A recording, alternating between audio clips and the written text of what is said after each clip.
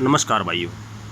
मैं जिस तरह भी वीडियो डालता हूँ तो मैं अपनी स्टोरी पर लगाता हूँ, तो ये समझिए कि मैं हर वीडियो में अलग अलग बात बताता हूँ।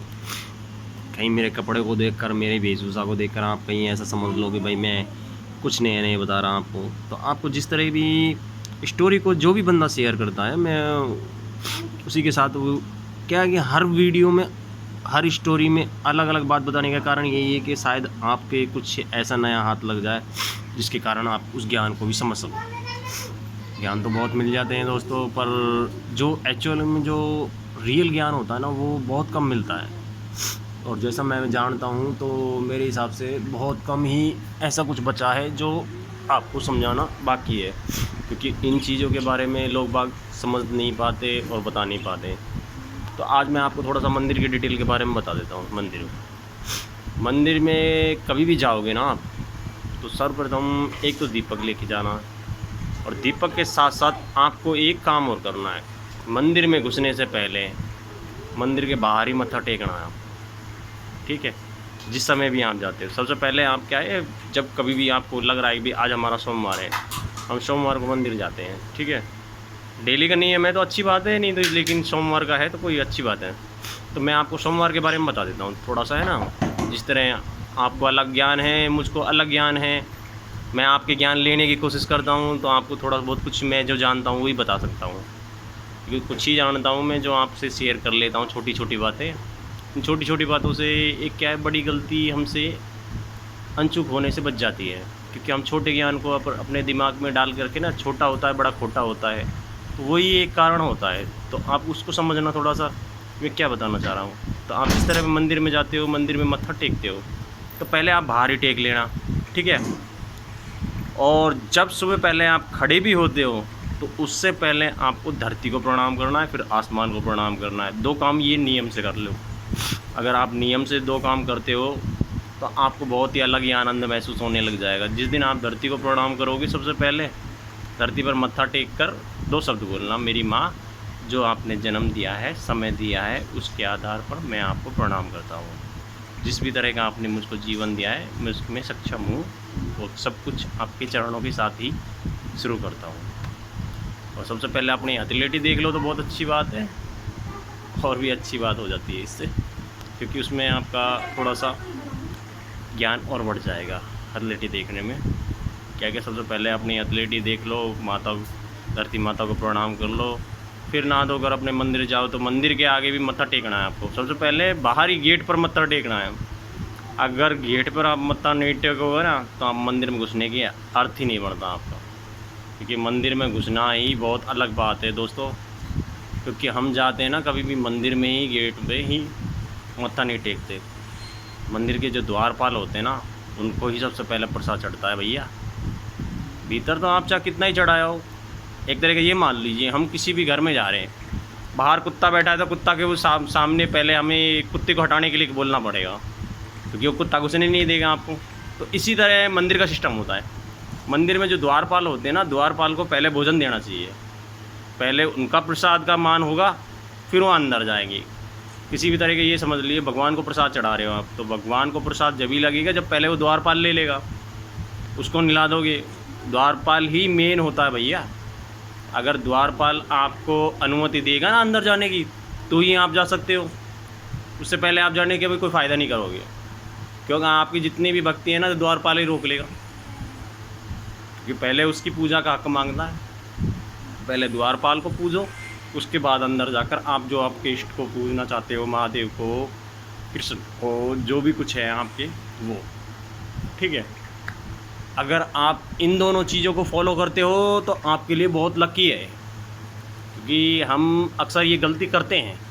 सबसे पहले यही गलती करते हैं कि हम जाते हैं अंदर मंदिर में जाने के बाद हम द्वारपाल को तो नहीं पूछते, औरों को पूछ जाते हैं, और लास्ट में आकर द्वारपाल को पूछते हैं।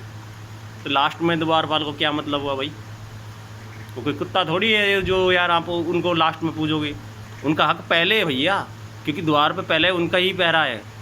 अगर हम उनको अगर सही तरीके से और सही रीज़न के साथ उनको पहले पूछते हैं, तो भगवान के तक हमारी आने से पहले हमारी सूचना पहुंच जाती है। द्वारपाल को कम मत समझो मेरे भैया। द्वारपाल एक बहुत बड़ी शक्ति है जो भगवान को एक तरह का सिक्योरिटी देने का काम कर रही है। सिक्योरिटी मतलब जितने भी जो भी कोई, जैसे मान लीजिए भगवान के मंदिर में जाते हैं तो सभी तरह की शक्तियाँ होती हैं। तो मान लीजिए आप थोड़ी देर के लिए कि जिस तरह से मान लीजिए अभूत प्रेत होते हैं, ये हमारे अभूत प्रेत है ना, ये जानते हैं और ये जानकर उनको ढोक देते हैं पहले, और जब उनकी सूचना भगवान को दे देते हैं, भगवान ये उस परिवार से और उस समय पर आया है। अगर हम उनको छोड़ देते हैं और सबसे पहले हम ही जाकर भगवान के अंदर ढोक दिए आते हैं तो भगवान उनकी प्रार्थना पूरी नहीं सुनता है। क्योंकि उसे वो कह देता है कि यार मेरे एक भक्त को तो तुमने अनादर कर दिया, मैं तुम्हारा किस तरह से मान रखूँ। तो दोस्तों इस चीज़ के बारे में ध्यान देना कि आप मंदिर जाओगे ना तो आप पहले द्वारपाल को पूज लो, उसके बाद मंदिर चले जाना। आपकी मनोकामना तो यार ऐसे सुनेंगे भगवान, मन से नहीं दिल से। और हाँ, जिस तरह की आपकी रुचि होगी उसी तरह का आपको उदाहरण भी पेश करेंगे। आपको कई बातें हैं मेरे जीवन में ऐसी जो मैं करता हूँ तो निजी मेरे को भी छोटा छोटा ज्ञान मिलता रहता है और उसी ज्ञान को मैं आपके साथ शेयर करता रहता हूँ। अच्छा, एक यूट्यूब चैनल मैंने डिक्लेयर किया था, अगर कुछ समझ में ना आए मेरी पिछली वीडियो में 27 तो हो चुके हैं, आज की 28 हो जाएगी। आप भी कोशिश करना कि आप भी उनसे जुड़कर उनके बारे में कुछ सीख लो, उनसे ज्ञान ले लो। क्योंकि आपको जो ज्ञान मैं पहले दे चुका हूँ, आपसे अब जुड़ा हूँ, पहले आपको जो ज्ञान देना था मैंने यूट्यूब में दे दिया छोटा मोटा, तो उसको भी आप शेयर कर लेना, आप उसको भी साथ समझ में आ जाए आपको साथ। हो सकता है कौन सा ज्ञान कब कहाँ निकल जाए, क्योंकि ज्ञान बहुत होते हैं ना तो दिमाग में से निकल जाते हैं। तो मैं कौन सा ज्ञान कहाँ बता चुका हूँ तो आपकी कुछ समझ में नहीं आए। और मेरे को आप भी ज्ञान दिया करो यार, कोई तो ऐसा बंदा दो मुझको भाई, कुछ पॉइंट आपके पास हो कुछ मेरे पास हो, तो इनसे एक बड़ी कथा बनती है। कथा जब भी अच्छी लगेगी जब उसको पूरा ही सार मिलेगा, ठीक है।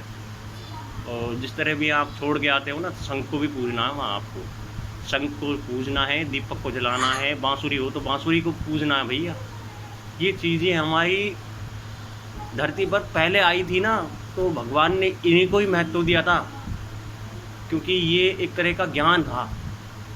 7 स्वर होते हैं, शंख से निकलते हैं, वो शंखों को और घंटी का और इनका मान नहीं करते ना हम, तो हमारी पूजा अधूरी मानी जाती है भैया। अभी इन सभी का भी मान करना पड़ेगा। ये थोड़ी है कि भाई आप तो ये समझ के चलो हम तो मंदिर में मूर्ख जा रहे हैं, तो मूर्ख जा रहे हैं जब तो हम आपको, भगवान आपको आपके चरणों में ले लेगा।